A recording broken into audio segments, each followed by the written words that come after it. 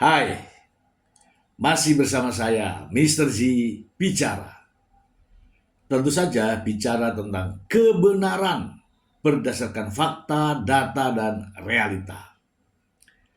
Teman-teman, polemik perceraian antara Paula Verhoeven dan Baim Wong sudah selesai. Banyak di luar sana yang mengatakan bahwa Paula Verhoeven kalah.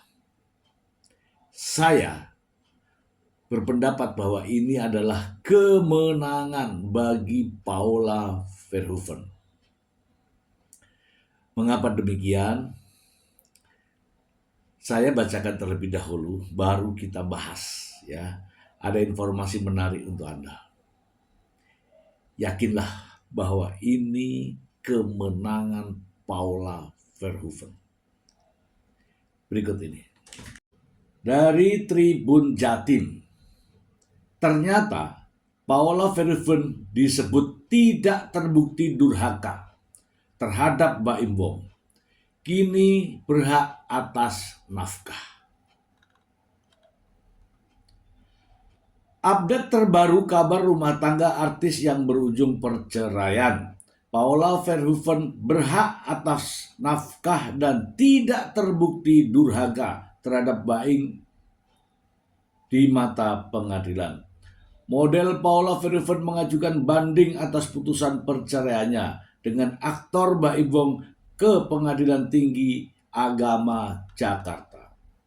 Banding ini diajukan setelah Pengadilan Agama Jakarta Selatan memutus cerai keduanya pada 16 April 2025. Kuasa hukum Paula, Alfon Kurnia Palma, menyampaikan bahwa hasil putusan banding telah keluar sejak 18 Juni 2025.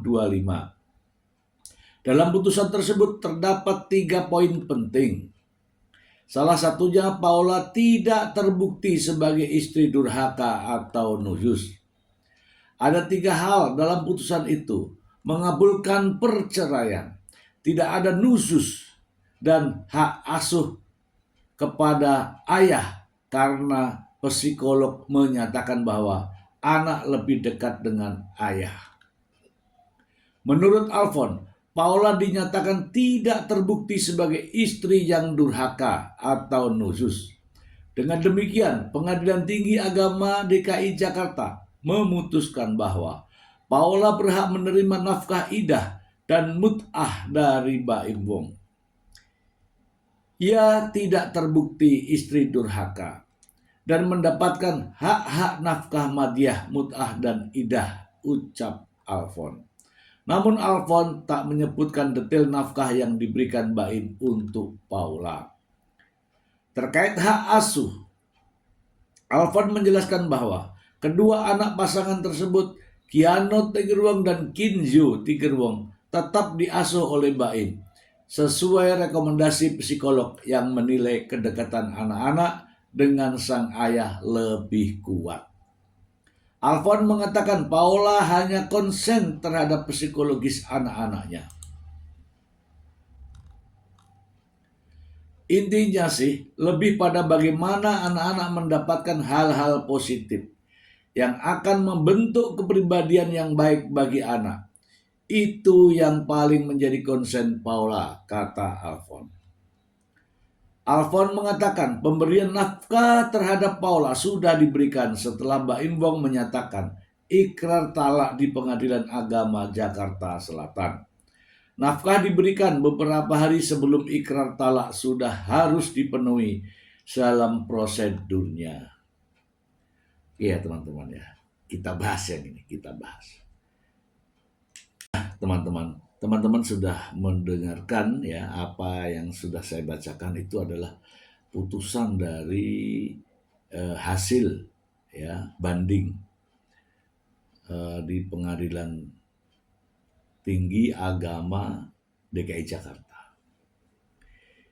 Bagi saya itu adalah kemenangan bagi Paula Verhoeven. Mengapa? Coba teman-teman bandingkan dengan putusan Pengadilan Agama Jakarta Selatan.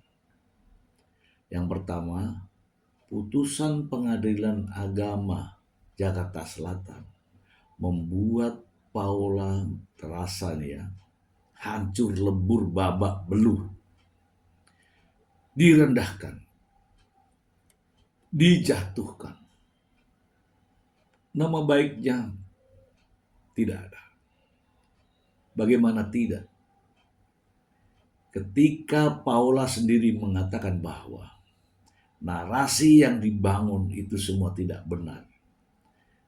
Dan Pengadilan Agama Jakarta Selatan menyatakan terkait dengan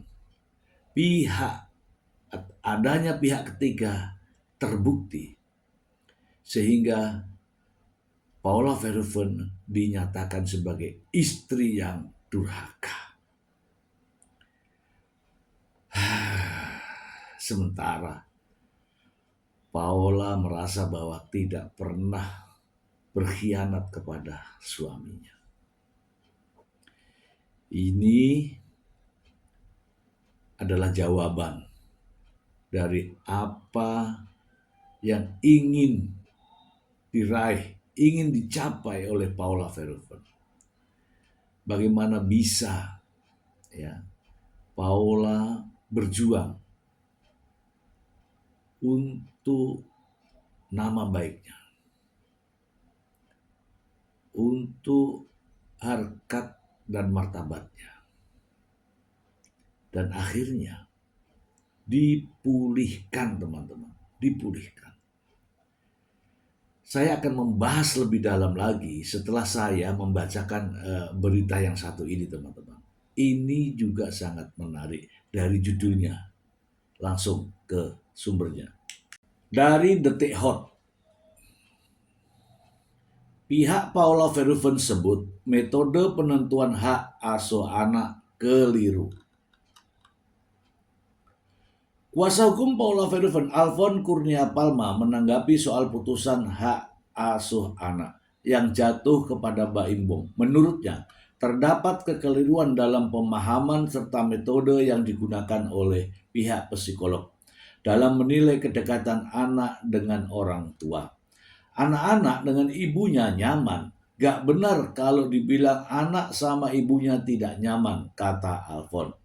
Alfon Kurnia Palma menyampaikan metodologi yang digunakan oleh pihak psikolog dalam memberikan keterangan dalam sidang dinilai keliru.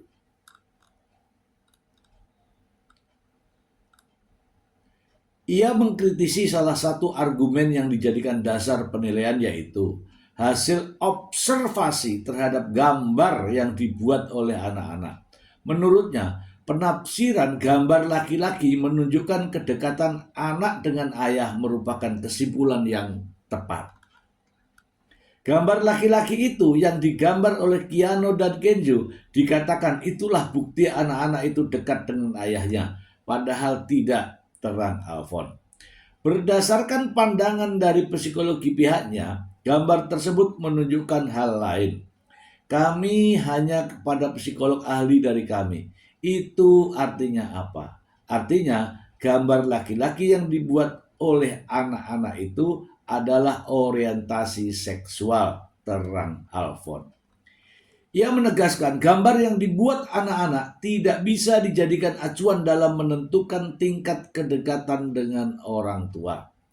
Bukan menggambarkan kedekatan terhadap ayah atau ibunya. Karena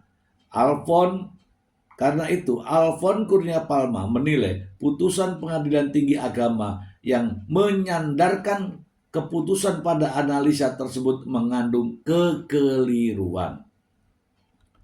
Oleh karena itu, Pengadilan Tinggi Agama menyatakan dan menyadarkan berdasarkan psikolog yang memiliki pemisalan metodologi itu, menurut saya ada kekeliruan jelasnya. Oke, kita juga bahas ya teman-teman ya. Sebenarnya saya nggak mau campuri ini putusan atas dasar psikolog ini, saya nggak mau campuri. Tapi logikanya begini.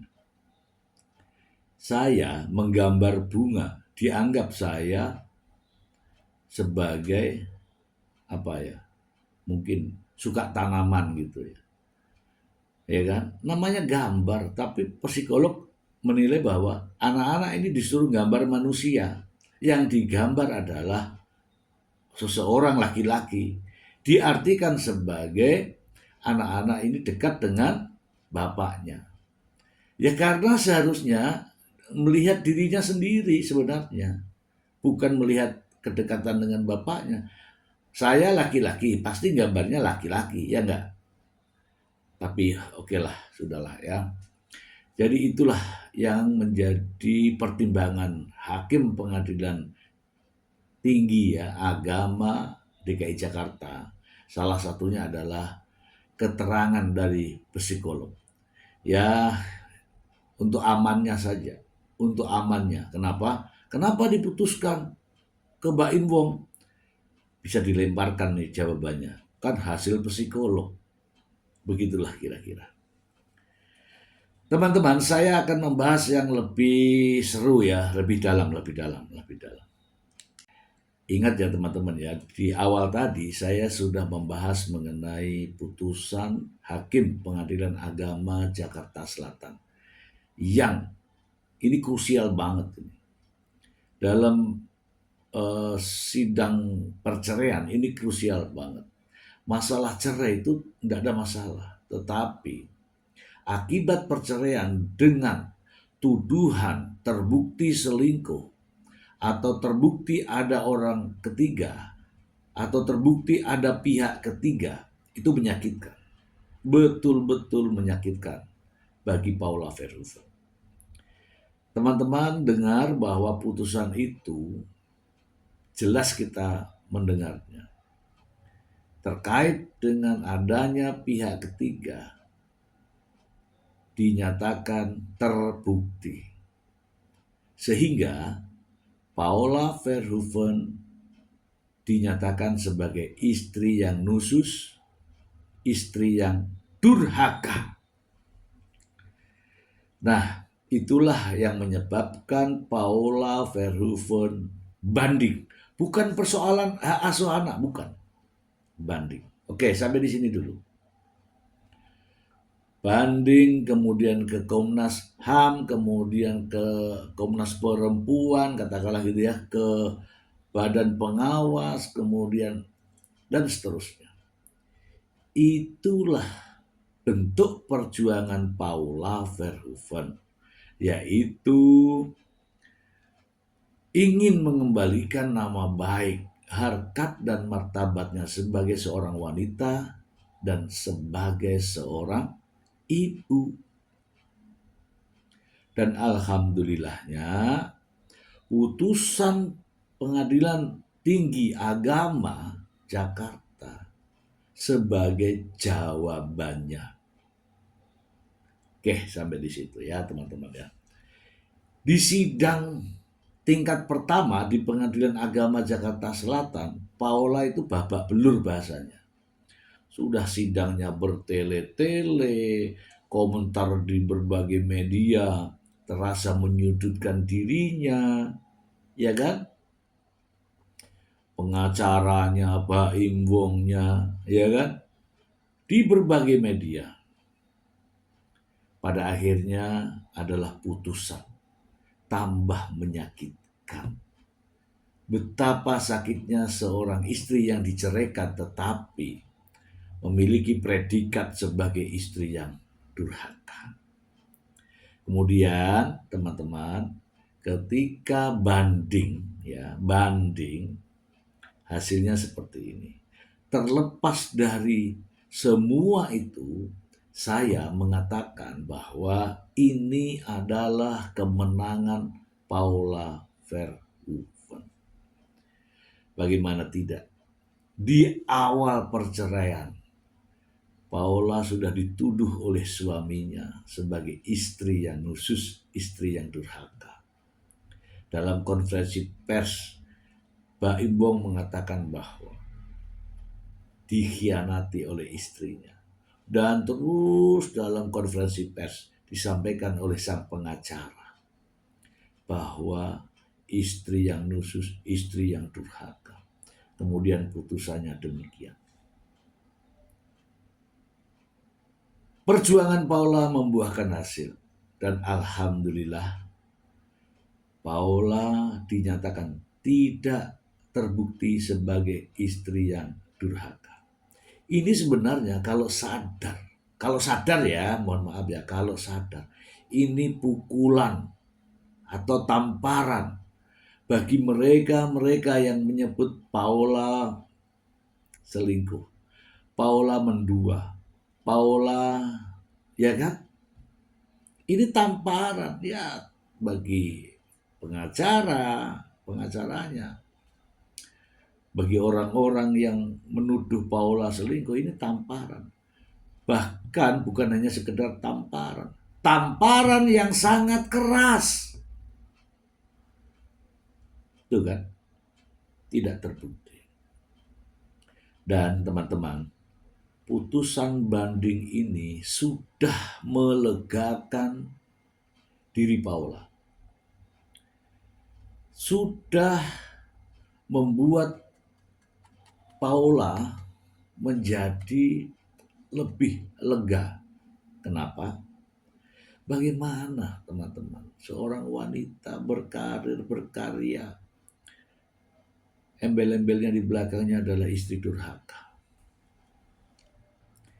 Ya teman-teman, terlepas dari itu semua, saya mengatakan bahwa ini adalah kemenangan bagi Paula Verhoeven dan tamparan keras bagi mereka-mereka yang menuduh Paula Verhoeven selingkuh secara masif di berbagai kamera televisi, di berbagai kamera media sosial.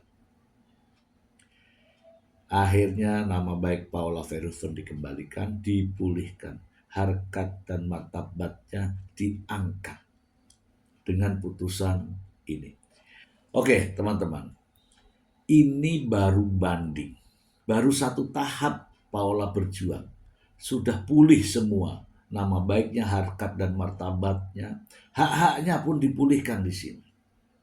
Terkait dengan hak asuh anak tadi ya, sebenarnya dasarnya itu keliru. Alfon pun mengatakan bahwa dasarnya keliru. Kalau hakim juga berpedoman pada hukum ya, kompilasi hukum Islam, sudah nggak ada alasan. Nggak ada alasan hak asuh ke Baim Wong, nggak ada alasan. Kalau menurut kompilasi hukum Islam. Ya nggak? Iya dong, istrinya tidak ngapa-ngapain, anaknya masih di bawah umur. Jatuhnya kemana dalam kompilasi hukum Islam? Jatuhnya ke ibu. Tapi pertimbangan lain hakim tadi mengatakan bahwa adanya rekomendasi dari psikolog. Nggak ada masalah itu. Tetapi Paula Verhoeven di sini teruji dengan kebesaran hati, legowo, ya sudahlah, diterima. Padahal teman-teman, masih ada peluang Paula menggugat lagi. Karena baru banding, masih ada satu tingkatan kasasi. Pasti menang. Kenapa? Saya tidak istri yang durhaka, saya tidak istri yang nusus, hak-hak saya dikembalikan atas dasar putusan banding, tapi kenapa anak saya? Kan begitu. Nah inilah kebesaran jiwa seorang Paula Verhoeven. Kebesaran hati seorang Paula Verhoeven. Ini luar biasa teman-teman. Ini luar biasa. Saya salut kepada Paula. Coba, masih ada peluang untuk memenangkan, tapi dia mengatakan ya sudahlah, sampai di sini aja. Oke. Nah, di sini ya saya hitung-hitungkan teman-teman. Terkait dengan hak asuh anak. Ya, hak asuh anak. Hak asuh anak tidak permanen teman-teman. Ini saya sampaikan ini. Hak asuh anak tidak permanen. Mau sampai kapan? Tidak permanen. Tetapi nama baik, harkat dan martabat Paula Verhoeven sebagai seorang ibu, sebagai seorang wanita Ini permanen teman-teman. Ini permanen sampai dibawa di akhir hayat. Tetapi kalau hak asuh anak sampai di mana? Ada batasannya. Tidak permanen. Mau sampai kapan? Usia 12 tahun anak-anak itu bisa memilih. Ya kan? Ya sekarang ini rame-rame ini.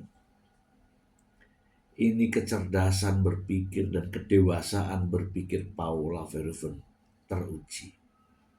Sudah cukup sampai di sini. Nama baikku sudah dikembalikan, dipulihkan, harkat dan martabatku kembali dipulihkan sebagai seorang wanita, sebagai seorang ibu rumah tangga. Ketika itu ya. Dan bagi para yang nyinyir-nyinyir itu, yang suka nuduh-nuduh selingkuh-selingkuh itu, akhirnya kena tampar. Tamparan yang sangat keras. Ya kan? Jelas dong. Dinyatakan tidak terbukti. Nah, mau apa lagi teman-teman? Hak asuh anak bukanlah hal yang permanen. Ada batasannya. Silahkan. Pasti juga anak-anak pasti tahu ibunya. Ya kan? Tetapi harga diri seorang wanita, nama baik seorang ibu, seorang Paula Verhoeven, harkat dan martabat seorang perempuan dipulihkan. Itu lebih dari segalanya.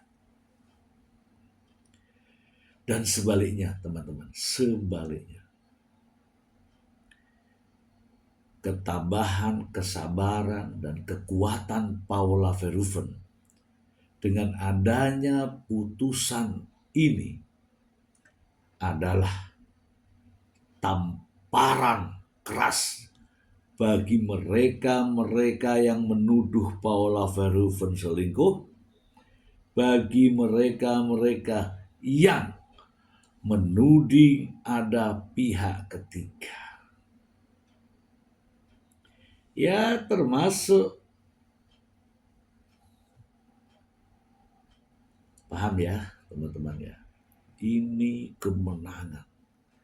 Memang ada yang tidak tercapai. Sebenarnya masih ada peluang Paula Verhoeven untuk kasasi. Masih, dan diyakini pasti. Namun kebesaran hati dan jiwa Paula mengakhiri semua ini. Sudahlah, sampai di sini saja. Dan sekali lagi, ini bagi kalian-kalian, bagi mereka-mereka yang sadar-sadar, ya kan? Kalau sadar, kalau punya pemikiran, ini adalah pukulan ganda lah. Habis disambut ceplak, nah itu, ya. Tidak terbukti durhaka. Itulah kemenangan Paula Verhoeven. Semoga bermanfaat. Terima kasih.